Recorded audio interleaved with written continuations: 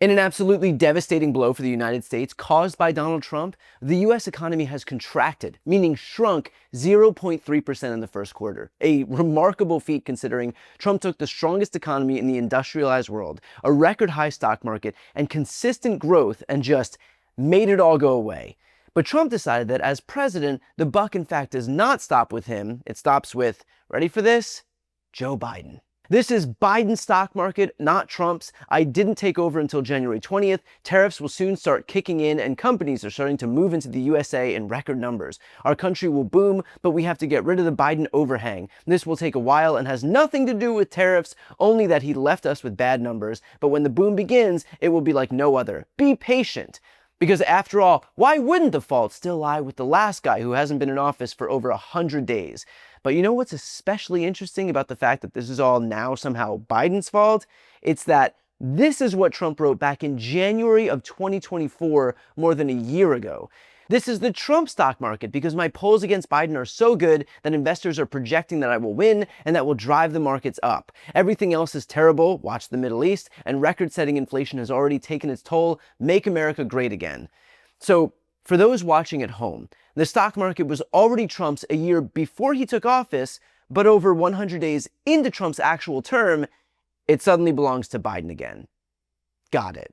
Today's economic news puts us behind the rest of the industrialized world in terms of the economic growth in the first quarter. There was 0.4% in the Eurozone, 0.3% in Italy, 0.2% in Germany, Austria, Mexico. All of these countries enjoyed positive growth except the United States of America. And by the way, you can see here that the US had been enjoying not just positive growth, but strong positive growth, with most of our previous quarters topping even 3% under Joe Biden.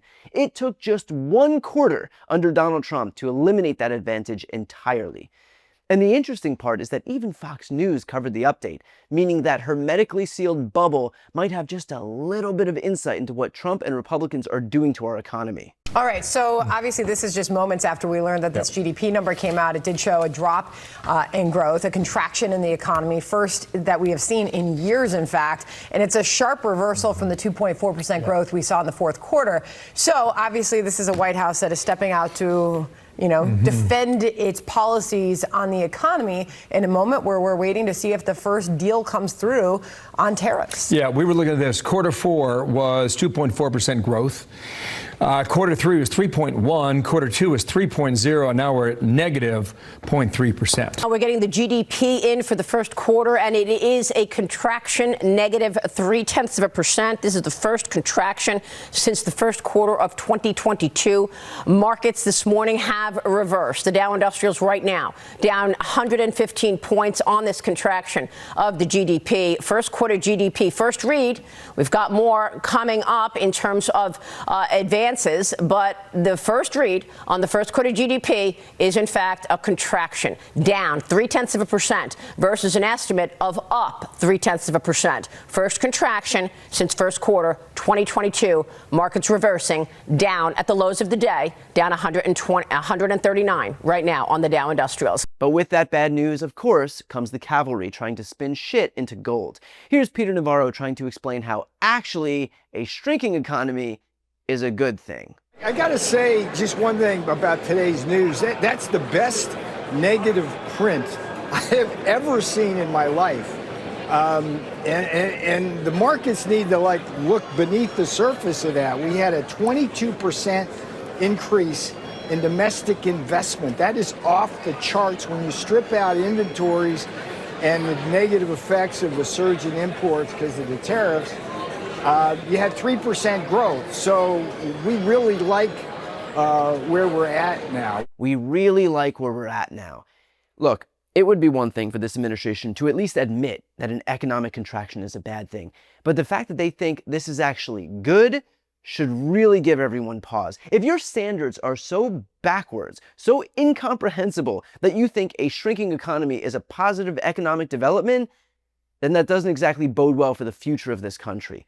Here's another Trump mouthpiece taking another tack, this time echoing dear leaders' talking points and blaming it on who else but Joe Biden. On some matters of the economy, it was reported this morning there was a slight shrinking in the GDP. What's the response of the White House to that? Well, look, if you break it down, there is an outsized influence of January in that report. Remember, this president wasn't elected until January 20th. The GDP is a backward-looking indicator, but all the other indicators that we do have from that report and others show that there is a really positive trend for this president's new golden age that he is unleashing. Investment is up 22%.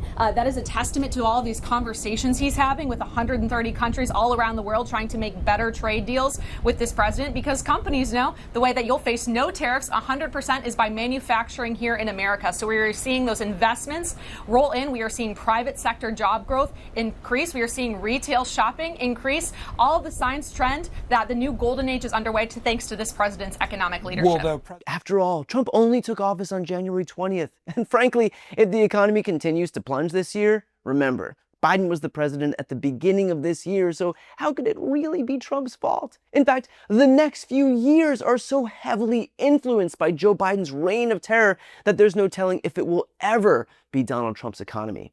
Unless, of course, it does well, in which case it'll be Trump's economy immediately. Heads I win, tails you lose. But despite the desperate flailings of this administration, the damage to our economy is already abundantly clear. Elizabeth Warren put it perfectly in today's statement. 100 days into his presidency, Donald Trump's red light, green light tariffs are shrinking our economy, with businesses stockpiling imports in anticipation of tariff doomsday. Consumer confidence has consistently plummeted through Trump's first 100 days and dropped to its lowest point since May 2020, as Americans are deeply pessimistic about surviving a cratering economy deliberately damaged by the president. Today, Senators Ron Wyden, Rand Paul, and I will force a vote to turn off Trump's tariffs emergency. Republicans in Congress will have to answer whether they stand up for their constituents or clear the way for Trump's tariff chaos to potentially push us into a recession that will shrink the economy and bring widespread job losses while pushing prices for essential goods even higher. The reality is that while Trump frames himself as some master steward of the economy, he is the first president in American history to voluntarily usher in a recession. He's gutted a record-high stock market, sending us into a correction territory. He's cratered 401ks and retirement accounts that seniors need to draw from right now. He's dried up trade by launching a trade war that he won't win. He's made everything more expensive, despite promising to lower costs on day one. I would ask you if you were better off than you were this time last year, but we all know the answer to that question. Donald Trump is right now killing small businesses, big businesses, and individual Americans, and the rest of his party of spineless sycophants is sitting idly by while he does it. This entire party is full of economically illiterate morons and abject cowards who would rather put their own re-election prospects above the livelihoods of their own constituents. Remember who's at fault here. Remember what these people are subjecting you to right now, and do not let them regain the levers of power again. Before you go, if you enjoyed this content and you want to see more and support independent media, please subscribe to this channel. The subscribe button will be right here on the screen. But second, the reality is that we are now in a political environment where this administration can lean on any of the social media platforms to suppress certain voices if they don't like critical coverage. That means my longevity here is in the hands of a few tech billionaires who are already making it clear that they are willing to cater to this administration.